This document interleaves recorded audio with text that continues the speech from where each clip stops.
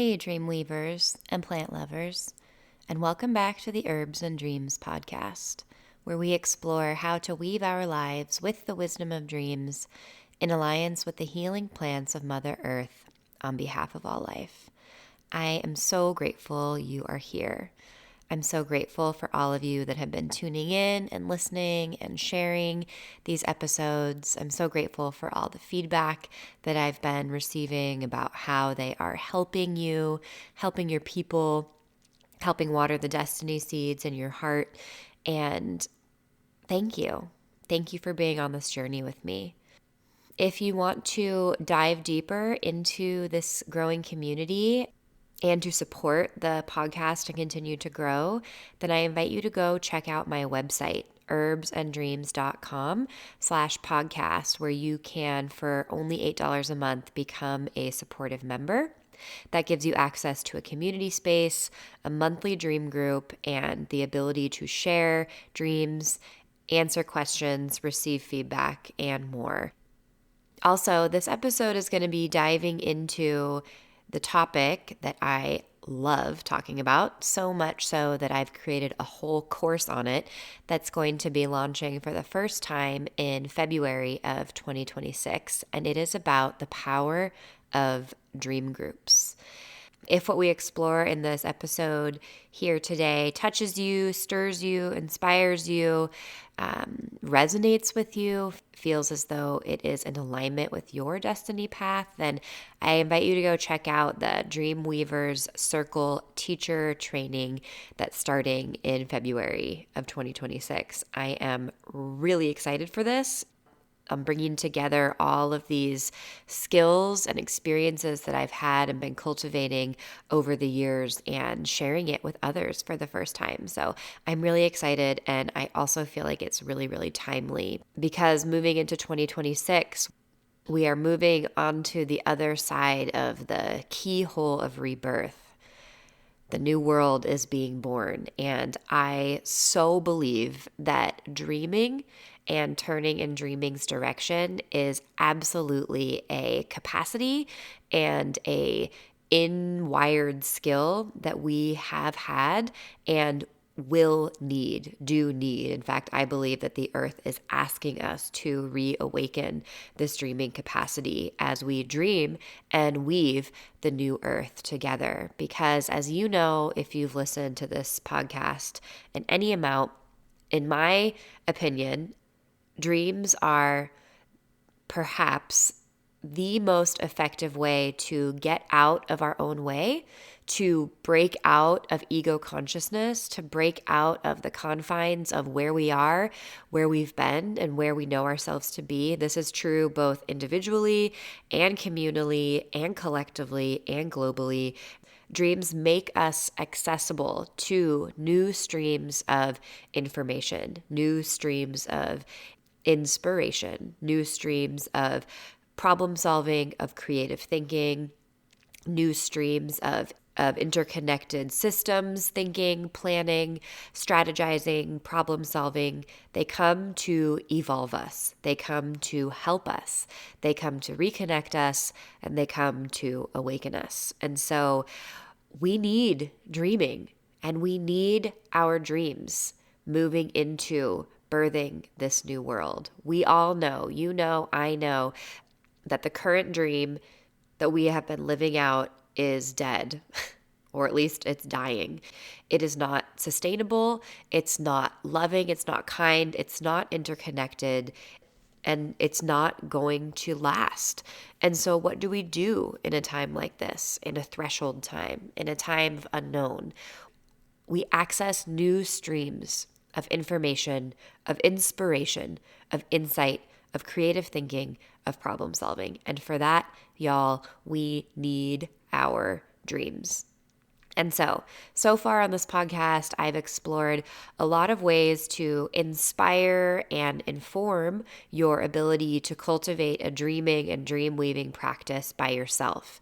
This is things like cultivating a trusting, flowing relationship with your dreams. If you haven't been remembering your dreams, it's about remembering how to remember. It's about cultivating a trust and a reverence towards dreams and dreaming's wisdom. You may also have been cultivating a practice of recording your dreams, either written down in a dream journal or audio recorded on a device. And hopefully you have even started to look back on that dream journal record to track the unfolding process of your dream weaver with you, your soul in that conversation, and cultivated some potency in that relationship to bring more potency, which is to mean power, creativity, connection into your life. You may even have already started to figure out what your dreams mean. You might have really integrated that idea that I present that dreams are not supposed to make sense and that dreams don't come to tell you what you already know. And so if your dreams have seemed random, nonsensical, well, that made no sense, that was weird, then hopefully you've trained your mind to not allow that thought to disregard and throw away your dreams. Rather, you've caught them, looked at them, figured out how to go about seeking and making meaning of them by making associations, perhaps even doing dream re-entry on your own dreams, free writing, art. Perhaps you've even started to sense the relational dance between your nighttime dreams and what could be called the waking dream, which is tracking synchronicity, tracking symbols that show up in the waking time that also show up in your dreams, in your night dreams. And perhaps you've even started implementing the weaving half of dream weaving, which is when you have sought and made and found a meaningful meaning that has resonance and juice for you, you have taken action on those meanings to weave those dream energies into the world. Dream weaving. Perhaps you've done some amount of all of this. And so for this episode, I want to introduce a new concept, a new construct that I hope and pray becomes a fixture in your life, becomes a fixture in all people's lives. And that is to have a group of fellow humans, fellow kind, loving souls to share dreams with, a dream group. And it is my very strong belief that having a kind, loving group of fellow souls to share dreams with is a part of our original wiring as the relational human beings that we are, meaning we are made for it. We're made for it. All of our people, if you go back far enough, and some of us don't even have to go back at all, had a practice of sharing dreams with each other, and of receiving insight, support, and counsel from others on helping us to seek and make meaning from our dreams. And I would also say that those peoples had in place more soulfulness flowing and present for each individual, and more connectiveness flowing through the communities, because dreams connect us to our own unfolding souls, and they connect us to the unfolding dream of the systems of kinship that we are a part of, whether that's a community, a village, a family system, or an entire planet, which I call the dream of the earth. And so we are wired to share dreams with one another. And so in that, if you have never sat in a dream group or a dream council, I'm here to tell you, it is so rewarding. It's so deeply satisfying. It's satisfying in that way that you might have heard me describe the first steps of learning herbalism is satisfying, where it's like you start doing it, you start picking plants and making medicine, and there's this like ancient primal seed that awakens within you that's like, oh my God, this is what I was made for. This is how I'm supposed to feel. And I would say that dream sharing groups have that similar effect on people. It just feels right, and it feels magical in a way that, in my opinion, It's not meant to feel magical. It's meant to just feel right because it's how we were made and it's the way it is. So if you are able to co-create or be invited to or to manifest for yourself a dream group of fellow souls to share dreams with, then you are so lucky and you're in for a treat, and thank you. And please spread the word, spread the dream juice. I vision and dream a world where all people have access to this kind group of fellow loving souls that can provide counsel for one another to grow more soul in the individual, in the community, and in the world at large. And so I walk with this prayer, and it is a part of walking with this prayer that I am sharing what I've learned about how to hold dream circles in the teacher training course that's coming up in February. And so if we just stick to like practical, even like individualistic cosmology, how are dream groups helpful? How and why are dream groups helpful? Well, let's start with a quote from the great and mighty one and only Carl Jung, Swiss psychoanalyst, dream master teacher, who, as you know, I'm sure, did so much to break open collective consciousness to bring dreaming back into the Western psyche. So this man was a true planetary master when it came to dreaming, to dream literacy, to dream adepthood. He dove deep into the unconscious within himself and the collective unconscious. He was masterful. And Carl Jung, still said this, and this is a quote: "I do not understand my own dreams any better than any of you, for they are always somewhat beyond my grasp, and I have the same trouble with them as anyone who knows nothing about dream interpretation. Knowledge is no advantage when it is a matter of one's own dreams." Let's let that sink in for a minute. So Carl Jung, the dream master teacher, said that.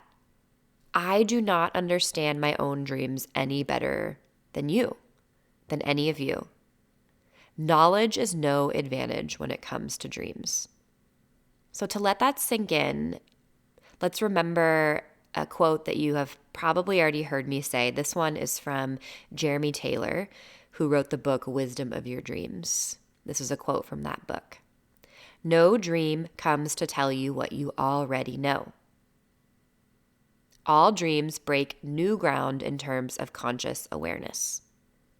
So no dream comes to tell you what you already know.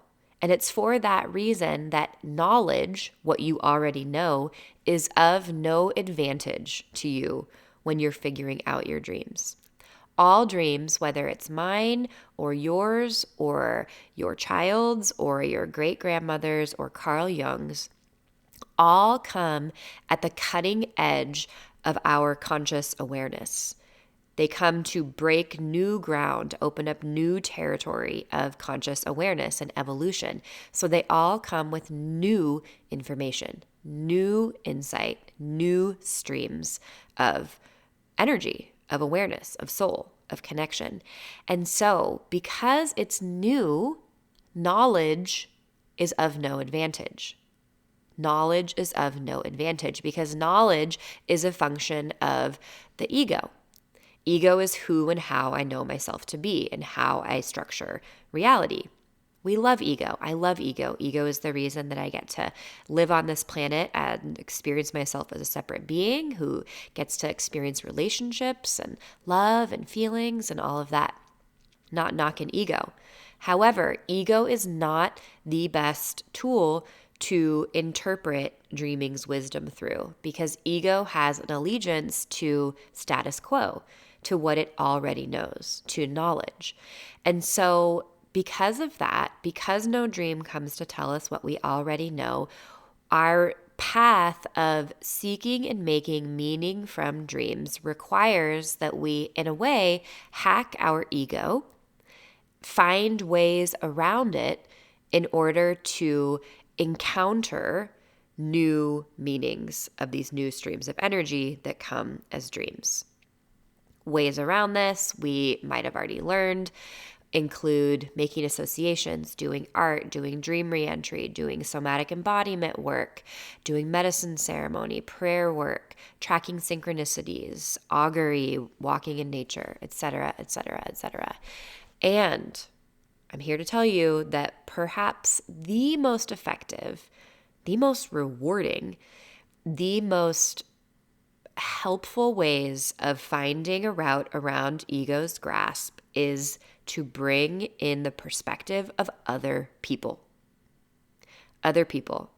Because other people that are not me, are not my ego. They don't have my ego's same allegiances to status quo. And this is why dream groups are so incredibly powerful. Because we share a dream, and then with just a bit of skillful containment practices, of commitment to shared norms, of a commitment to shared etiquette, all of which are the kind of foundational bones of how you hold a dream sharing space in a safe, loving, powerful way.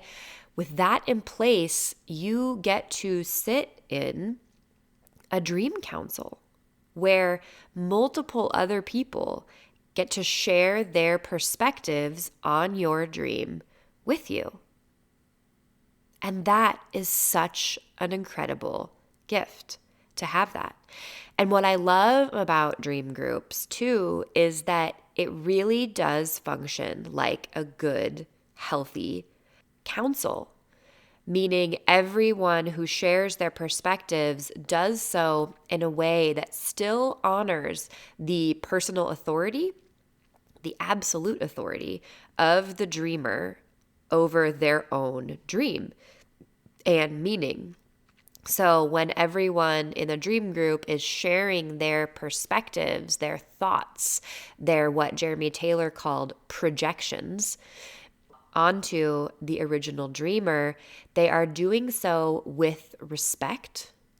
They're doing so without attempt to analyze, to dreamsplain, to fix, to solve the dreamer, but simply to help and support.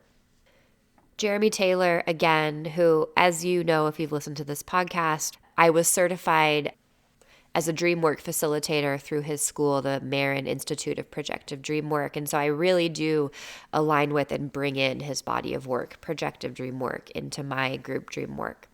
I also bring in other modalities as well, but his is so, so powerful and simple. And he says this about the qualities, the inner qualities that we as people can bring into a dream group, and even I would say into a one-on-one dream encounter.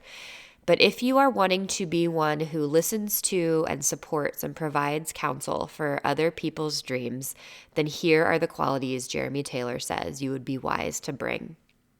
A serious interest in dreams, curiosity, mutual respect, emotional candor, good humor, and non-judgmental support. So good. Those are so good. And so if you can bring those energies, those inner energies, inner alignments to your fellow humans in a dream group, in a one-on-one dream encounter, then, in my opinion, you're qualified to serve on somebody else's dream council. You really, really are. And this is my feeling that one of the many reasons that we have become a dream impoverished culture these days is because it's almost like we don't think that we're qualified to hear the dreams of each other. We can be scared that the contents will, too big, unleash, flood. And I'm not denying that there are big dreams that we all have. And we need to support each other. We're made to support each other in these ways. And I think if you're listening to this, then you likely agree with me that we need new models of healing. We need community models of healing. We need to find ways to support one another. As our external systems are failing, we need to have ways to support one another, not just in their healing, but also in their soul growing, in their soul weaving, and in growing the soul of our families, communities, and the world. And so gathering together in groups, in kind, devotional, non-judgmental, mutually respectful, loving, dream-centric ways can and does grow the soul in all of these layers. What makes dream groups and dream sharing amazingly accessible for us is this, that there is no one right meaning to any dream. There's no one right meaning to any dream. There's not a right answer that you will figure out. So if you're holding a dream group or you're having a dream conversation with a friend, the energy that you bring to that exchange is not, let me help you figure out the answer. That's not the energy, because there is no answer. There is no answer. What you bring to that is just what Jeremy Taylor said: curiosity, kindness, respect. That curiosity is a big one, because simply asking questions about a person's dream is a huge gift that you can give to allow someone to open, unlock, unblock, undam that stream that's wanting to flow through them in the dream, simply by the gift of loving presence. And so much of a dream group is that gift of loving presence. But of course, that's just the tip of the iceberg, because as you and I know, dreams are endlessly magical, endlessly transcendentally mind-blowing, and nothing puts us, in my experience, smack dab in the middle of the mysterious magic of this world than dreams. If you've ever done a dream incubation or a dream ceremony with a group of people, you know what I'm talking about. People will dream each other's dream, and that symbol will show up everywhere, and it will all relate to what happened on the way here, and what comes when we move forward. They're magical. They're otherworldly. So they put us into that flow of magic devoted to dreaming's wisdom. So I, as you can tell, I'm sure, no surprise, I'm obsessed. I'm obsessed with this stuff. I'm obsessed with bringing dreams to communities and individuals. And just to give some context, I was kind of a rogue dreamer, if you will, meaning the dreams kind of chose me and started teaching me and dreaming me, and it really interwove with my plant work. You might have heard me share that I didn't remember any of my dreams rather, for 15 years, from the ages of 8 to 23. And I reclaimed my dream remembership through simple actions, through the use of plants like mugwort and rosemary, and simple intention setting before bed, prayer work, and a dream journal. And then boom, I was off to the races and haven't slowed down since. So I was really kind of working with the plants and the dreams, frankly, as my primary teachers, and was invited. This was almost 10 years ago. I was invited to a dreaming conference to share my work on herbs and dreams at the conference. I was the plant girl at the dream conference, and it was really fun. And when I was there, I had been ignorant. I discovered this whole scene, this whole world of dream workers who were doing community dream work. And I experienced at that conference for the first time a student of Jeremy Taylor's doing community projective dream work, where a group of, at that conference, there was probably like 30 or 40 dreamers sitting in a circle following simple guidelines and norms, and essentially doing a dream council. And I was sitting in that circle just jaw dropped to the floor. Because at that point, I had been a part of many different transformational circles, communities, experiences, ceremonies, and I had never seen, frankly, so much soulfulness flow through not just the dreamer, but the entire group of us there in a grounded, practical way as I experienced that day. And so much so that, I sought Jeremy Taylor out right after that conference and said, "Will you teach me how to do that?" And he said yes. And so that was my beginning into kind of formal dream group facilitation.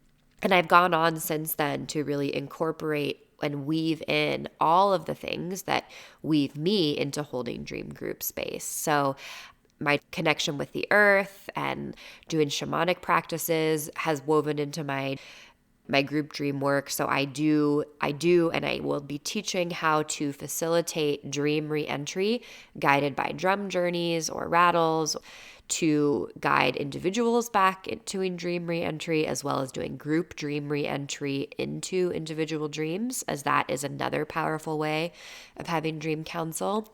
I also had the great pleasure of studying with the master dream teacher, Robert Moss. I did his level 1 dream teacher training, and I incorporate his work with lightning dream work, which is incredible. I highly recommend you go check out Robert Moss, mossdreams.com, and all of his many books really, really have informed and inspired my way of being with the dreams and dreaming. And of course, I incorporate my work with plants and with healing into the space. So bringing the plants in to help inspire our dreaming, to shape and mold our dreaming, and to heal and move the energies that are coming in on the dream streams. All of this I weave into my dream circles. One of my favorite things about dream groups, truly, is that we really get to experience firsthand, present moment, in our blood, our bones, our cells, that the myth of individuality is really just a myth. That the myth of separateness is just a myth. Because you will experience, if you haven't yet, you will, when you experience a dream group, that when somebody shares a dream in a group, that dream has medicine for everyone present, often remarkably so. That dream, which came from the other world, touches everyone present in a different way and becomes medicine to heal everyone. And not just everyone, but the circles of kinship that everyone present is a part of. The healing ripples out. It quantum leaps. Really does, because dreams are a quantum experience. They are not beholden to time and space. And so we don't just dream for us as individuals alone. We dream for all of the circles of kinship we are a part of, our families, our communities, our environment, our ecosystem, our nations, our world. We dream for the whole web of life. And experiencing this in a group, again, with some skillful containment and ground rules, allows the space for this to occur. And it is incredible. It's healing, it's awakening, it's mind-blowing, it's inspiring. And I believe that it's really, really, really, really, really, really helpful. Human beings are dreamers. We were made this way. The Mother Earth made us this way, evolved us this way. We have this capacity within us. And it's my belief that she needs us to use it now as we help her to dream this new world.